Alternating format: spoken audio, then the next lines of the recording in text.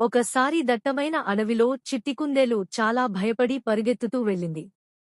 దానితో పాటు పక్కనే ఉన్న కోకిల, జింక, అడవి ఎలుక ఆల్ కలిసి ఏమైంది?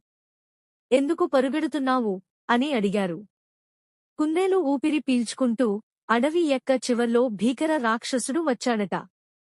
నేల కొట్టుకుంటూ వస్తున్న శబ్దం వినిపించింది అని చెప్పింది. ఇది విన్న వెంటనే అందరూ భయపడ్డారు. రండి, మనం కూడా పరుగెద్దాం, ప్రాణాలు ముఖ్యం అంటూ గుంపుగా దూసుకెళ్లారు.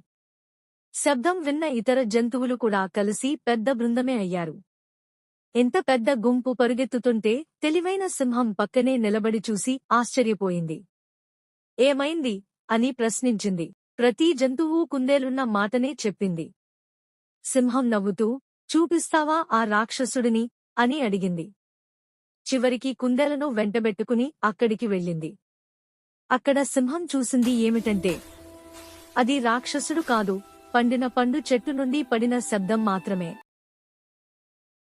అవాస్తవ భయం నిజమైన అపాయం కంటే పెద్దది అని సింహం అన్నది. మా మాయ కథలు ఛానల్కి వెంటనే సబ్స్క్రైబ్ అవ్వండి.